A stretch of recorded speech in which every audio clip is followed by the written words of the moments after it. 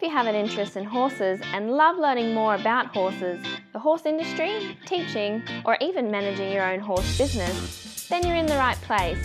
We would love you to join us on our mission, which is to improve the lives of horses around the world through the education of riders, handlers, and trainers. So get comfortable, listen in, and enjoy. We welcome back Jen Hamilton again today onto Horse Chats. Jen, of course, is a previous guest. Lots of times, just go to horsechats.com, search for Hamilton or Hamilton Marsden, and you should be able to see her previous chats. But also, too, just before we get started, I want to remind you that International Horse College has a mission to improve the welfare of horses around the world through the safe education of their riders, handlers and trainers.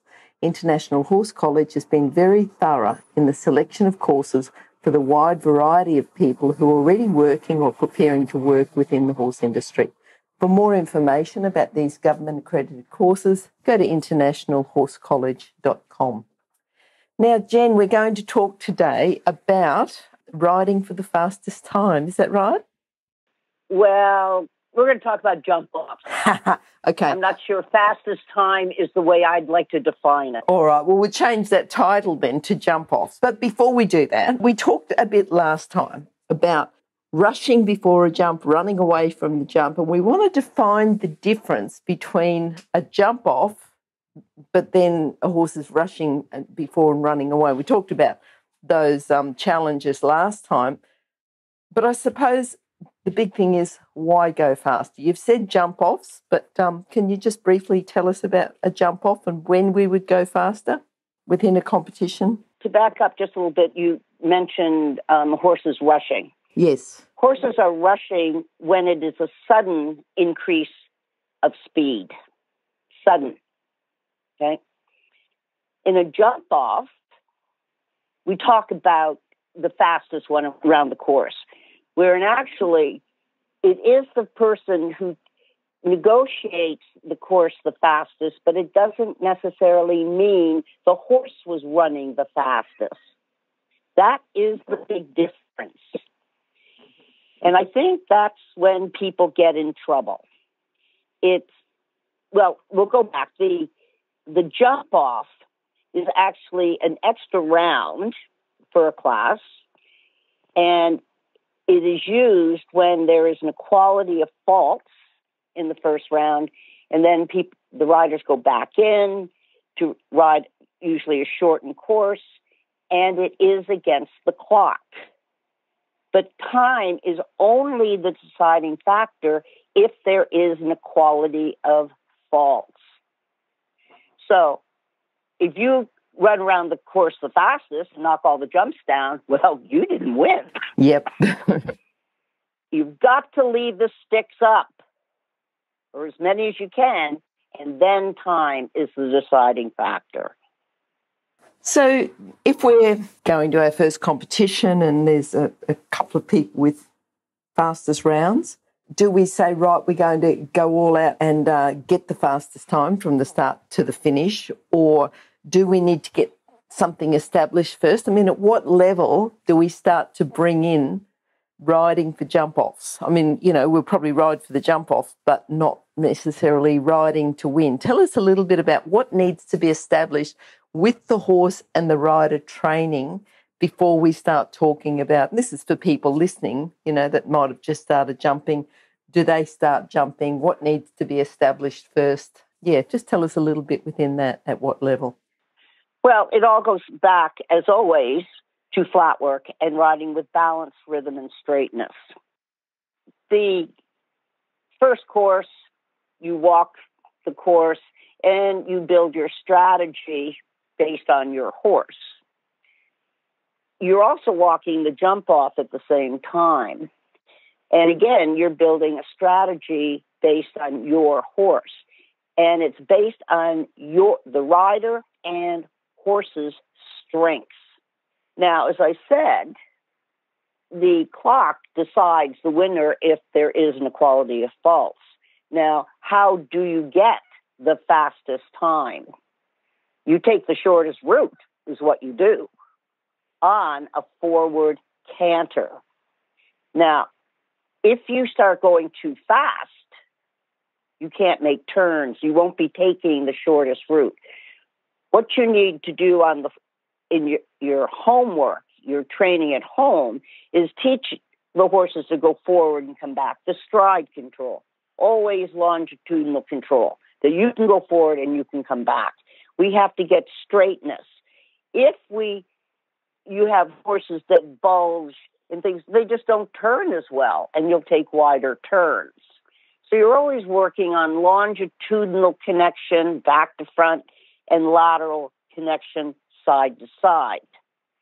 The way you can decrease your time on course is by, as I said, shortening the track. And you do that by taking jumps on angles, turning, tighter turns in and away from jumps.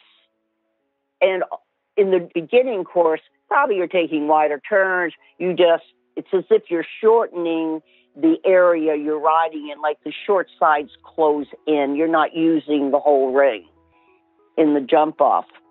The problem that most people fall into when they're first doing jump offs is they think speed. Speed should be the final element put into the equation of the jump off after practicing turns or turns in and away from jumps and jumping on angles. Speed takes away power. Speed takes away control. The bigger the canter you're on, the bigger the turns. You've just put in more strides. You're taking up more time on that clock. And so if you look at top riders, those horses, they can go forward. They've got great big strides. They're opening up their strides like to 14 feet or more, and they can take. They're not getting fast. They're just forward on this forward stride. And they can turn. So they can go forward, they can turn. But beginning people, if they get speed, they can't turn. They can't negotiate slicing, angling jumps and things. And everything falls apart. The final element put into the equation is speed. And unfortunately, people like to put it in first because it's fun. The problem is it gets dangerous. And people love jump offs because it allows our inner cowboy to come out in us, which we love. But the problem is you want to bring out that inner cowboy, that educated inner cowboy. That's what wins the class. Educated inner cowboys. I have to write that down. I haven't actually heard that one, that inner cowboy, but certainly the educated inner cowboy is what's going to win the class. I think that's a great thing to remember. Because, and you have to think, the inner cowboy, the educated inner cowboy is brave, but not stupid. The educated inner cowboy knows when to take the risks and whether it's worth it, and is it safe for both the rider and the horse. You can't take risks that aren't safe. You can't take risks that the horse hasn't been trained to do and the rider isn't trained to do. And I think one of the important things about jump offs, and I'm coming from a coach's point of view, is that most of us are not training Olympic riders. I mean, that's all taken care of. We're talking, jumping meter 10, meter 20 and lower. And the jump off is a test of training. It's a test of mental focus for the rider. It's a test of being able to build a strategy based on the individual horse and rider's strengths. And when I'm doing clinics, I always ask riders, so what are your and the horse's strengths? And they kind of look at me as if I'm crazy. They can always tell me their weaknesses, but knowing the strengths is important. How do you know what option to take in a jump off if you don't know your strengths? You must know the strengths. How do you find out your strengths? Through training. Can your horse jump on an angle, right to left, left to right? How many strides do you need to turn in to a jump off the right rein, the left rein, whether it's a vertical or an oxer? How many strides do you need? Can you turn after a jump, left and right? This type of thing has to be known. And that is put into your strategy for your course. I think, when I used to go to shows, I would walk the course with 5, 8 people at a time. But we had to build different strategies for each horse. We're talking meter 10, meter 20 horses. They're not all the same. All the riders aren't the same. All the riders don't have the same bravery level and things. So the jump off, the strategy has to be custom designed based on strengths. Okay. I'm, just going through, and I know that you said, you're asking people about the strengths. So what sort of things, if you talk about coming to a workshop or a clinic and you've got a group of riders who are experienced show jumpers and you ask them what are their strengths, what type of things would you like them to reply? I would like, first of all, I like it when the riders go, this horse has a fabulous canter. Because once we know that it has a good canter, we know that we can work with it. I want to know that that horse goes forward and it comes back. It turns left, it turns right. And that the horse is brave. And that the rider is brave.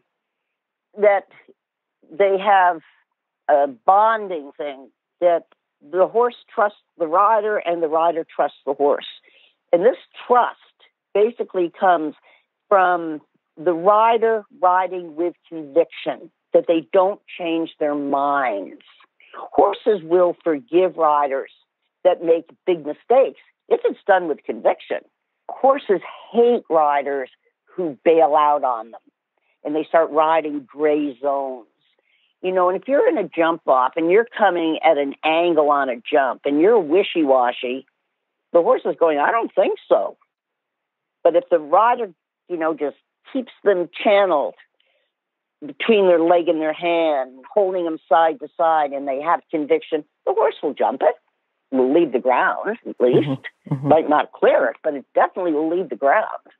I think it's not only building strategies based on strengths, it's also knowing the goal of going into that jump off. I mean, people have different goals, or should, when they're going into jump offs, depending on the sophistication of the rider and of the horse. Now, when top riders go in the ring, they're going in to win, and there is no question about it. They're going in to get first place and take home the big prize. That's what they're there for. That's their job. But amateurs, they have different goals. Some of them are just doing it for the fun and want to arrive alive at the outgate mounted. So that person is given a very soft strategy. No big, questions, no big risks are taken. But as people become more competitive and more sophisticated in their ride, well, the strategy has more risks in it. Can your horse do this? Does it do it at home? Now, we're going to test whether that horse will do the skill that we practice at home, but will it do it in competition when both the horse and the rider are a bit more excited? So the goal can be arrive alive at the outgate. It can be to practice new skills have been practiced at home, but practice it in competition. It can be to go out and win. Yes, go out and win, because that is the name of the game. But if you're increasing your skill level in the jump-offs, even if you don't get first prize, you're winning. And that is the point of the exercise. Always go out to be a winner. All right. You've talked about a couple of different exercises there. Say you've got a rider, you've not seen them before, they do show jump, they're going well, but they say, look, I always blow the jump off. I just never get around. I always take the wide turns, because I just want to be safe. But now I'm going to find my inner cowboy and I want to be able to be competitive in the jump off. Now, you're going to teach them over a period of time. It's not just come in for one quick lesson and then, I'm going to win the next jump off. Over a period of time, specifically for riding jump offs, what exercises should they be doing? You've already talked about stride control and you've said, about opening the horse up and letting them cover the distance, but also being able to bring them in and have a tight turn. What exercises are we talking about specifically for jump offs? Well, personally, I always start out with, after we've been doing stride control, actually jumping the horse off different stride lengths where the horse and rider are both comfortable with it. Then I would actually start going on angles, slicing the jump. I mean, when we were talking the other times, I've always said I want people perpendicular to the jump. Now we're taking the riding to another level. We're starting to angle jumps. And so you've got a wide angle and a short angle when you're coming in on that slice. And teaching the horse that the wide angle side is not a time to run out, and that the rider is holding them to the center of the jump, but on an angle. They're not perpendicular anymore. And I'd be doing that both ways. Then I'd be practicing turns in and away from jumps. The interesting thing is, I said people like to add speed into the equation first. People also forget that you actually make more time on the back side of a jump, turning away from a jump. And there's less risk turning away from the jump than doing a sharp turn into the jump. People like to turn very quickly into the jump, and then they don't give the horse enough room to get balanced and set up. So I spend time with actually putting cones out, having people turn like 4 strides away, and we mark with the cone, this is a 4-stride distance, and practice that both left and right. And then moving it in, this is a 3-stride distance. And then finally, probably to a 2-stride distance for some of them. And these jumps aren't particularly high at this point. The jumps get higher when you're trying to find out how much room do you actually need to get into a jump. Interesting thing, horses are like left and right-handed, and they aren't the same on both sides. So sometimes you have a horse turns really well into a jump off a right-hand turn, only needs 2 strides, but on a left-hand turn, you need more. You have to know this when you're at the show, but at home, you're practicing trying to make them even. And practicing the turn on the back side of the jump, away from the jump, again, I would put cones, having them see how, marking distance, this is 3 strides, this is 2 strides, this type of thing. And there's a whole chapter on this, chapter 7 in that famous book, Stride Control.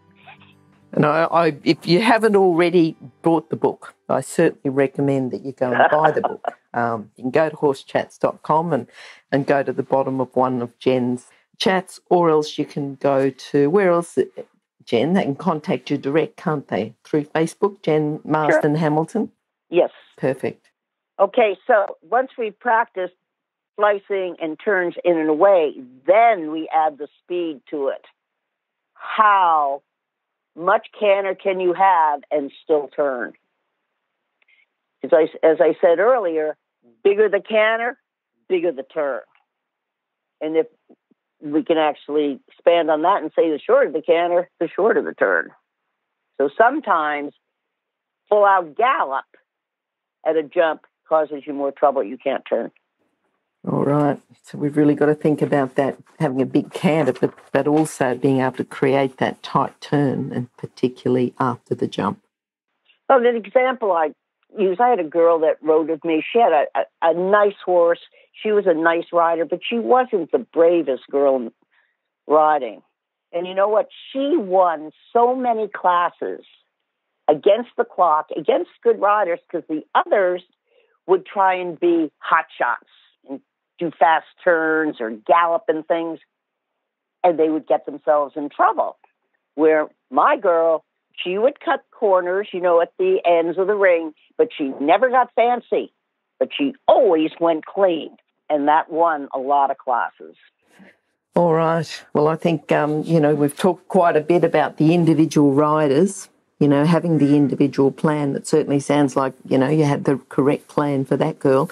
Before we finish off about riding jump-offs, is there anything else we need to know, Jen? Well, again, thinking of it from a coach's point of view, I think doing jump-offs have to be practiced at home. And we do, in the lower levels, we do immediate jump-offs. And this can really blow riders' minds. That they go in first of all, you have to walk the course and then the jump-off at the same time. Mm-hmm. And people get them confused. Yep. So this has to be practiced at home so they don't confuse it. Then the riders have to be taught and practice. After you finish the course and you're going to go in the jump off, there is a bit of time before you actually have to start the jump off. They blow the whistle again. And I think coaches have to train the riders to use that time effectively, that the rider clears their mind, calms down, and focuses on the jump off, what needs to be done next. And then just simulate this at home. Oh, and another thing I think is important. The riders should watch other riders.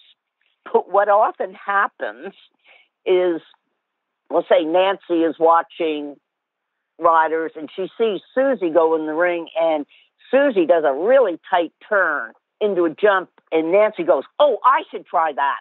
I've got to do that. Well, Nancy, your horse can't. And you can't. You're not mentally focused for that. But Nancy tries it, and of course, she gets eliminated or something because she can't do it. So the riders have to be trained to stick to the strategy. But if the strategy starts falling apart, then they back their ride off to be more conservative, just so they can actually gain the confidence and get around the course.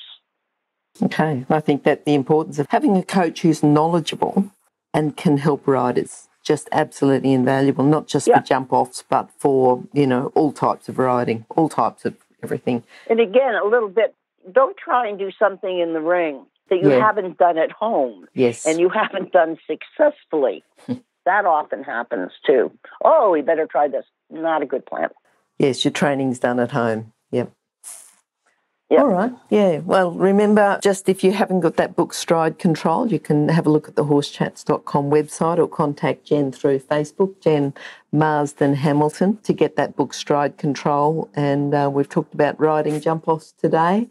But go back and have a listen to all the other chats. And, hope to catch up with you again soon, Jen. Now, Glenys, I love telling stories. Can I tell one story? Absolutely. We love your stories. Not only do you love telling stories, we love the stories that you tell because they're so relevant for riders and so relevant for coaches. Okay. Well, I have a dear friend in New Zealand. Her name is Muireann Hain, and I'm sure people have heard of Muireann. Anyway, I was in New Zealand, and Muireann asked me what I thought the most impressive thing I'd ever seen in the riding. And I said, well, I thought it was at Spruce Meadows in the big class. And you can all see Spruce Meadows. It's a big, big field. Anyway, in the final class, the second to last fence was at one end of the big field, the arena, and the last fence was at the other end. There had to have been 50 strides between all of this. And Heidi Robiani from Switzerland on a wonderful horse called Jessica 5 came off the second to last fence, picked up the gallop, and never took back. And galloped at the final fence. It was a controlled gallop, but it was a gallop. And the last jump was a plank, with a plank. And Heidi Robiani just galloped at that thing and won the class. And so Murin said, let's practice. So we did practice it once in a while. It can't be practiced a lot, but it was practiced. And it was a skill that Murin was able to put in her back pocket when she needed it. She knew she could do this. And she was sitting on a wonderful horse called Tobogganing. Anyway, about a year and a half, 2 years after we started practicing this, the same course designer went to Horse of the Year in New Zealand, Leopoldo Palacios. And in the big Grand Prix, the second last fence was at one end of the arena, and the last fence, the plank, was at the other end. And Greg Best, who was helping Murin, Greg Best won the silver medal at Seoul Olympics. He was helping Murin. He said, what are you going to do, Murin? How are you going to do this? And she said, I'm going to do a Heidi Robiani. And of course, he didn't know what that meant. Anyway, Murin goes in, and she knows that the only way she can win this class is to do a Heidi Robiani. Now, it wasn't stupidity on her part because it had been practiced. The risk factor was quite low. She knew the horse knew how to do it. They both were brave enough to do it. The horse was a very good jumper, so the risk factor there is down. The only question was, will it stay up? And that was a good question. I mean, she was hoping 50-50 chance, right? Yep. So Murin comes off the second last fence, picks up the gallop, and never takes back. Half of the stadium, the crowd, is cheering her on. The other half is gasping in terror. She made it.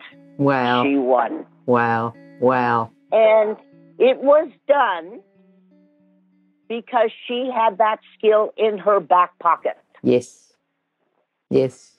It was amazing. And as you say, it had been practiced and practiced and practiced at home. Yeah. Yeah. Yeah. Well, it hadn't been practiced a lot, but it had been practiced enough that she knew it was a possibility. So I love telling that story. Yep. The Heidi Robiani. Great story, and great story to finish up on. So, yep, that's brilliant. Is there a video available? I don't think so, unfortunately. It's a shame, isn't it? Although it was fabulous. Yeah. Okay, well, thank you, and remember that you don't go out and try that at your next competition. It's something that's got to be worked out with your coach, and it's a skill to be learned. And only done by top-level people on top horses. Yes. Yeah. Brilliant. That's something to aspire to. But people have to train so they can be at their best and their horses are at their best. Yep. All right then. Brilliant, Jen. We'll catch up with you soon. Thanks for your stories. Thanks for all your knowledge and your education and, everything. Every time I talk to you, it's something different. I'm always writing down just notes. Today was the big thing about the educated inner cowboy. They win the class. They're brave but not stupid. They don't take risks that the horse and rider are not educated to do. So I think that situation you just told us about was an educated inner cowboy. Definitely. Anyway, thank you very much. And everybody, be stars. Yep. All right. Talk to you soon then, Jen. Thank you. Bye-bye. Okay. Bye now. If you've enjoyed this chat, then please comment, rate and subscribe. If you'd like any changes or recommendations for guests, then please contact us through horsechats.com. And while you're online, have a look at the government-accredited courses at internationalhorsecollege.com. Registered Training Organisation 31352. Remember that our comments and instructions are general in nature and do not take into consideration your individual horses or your individual ability and circumstances. If you enjoyed this podcast, then please leave your comment below.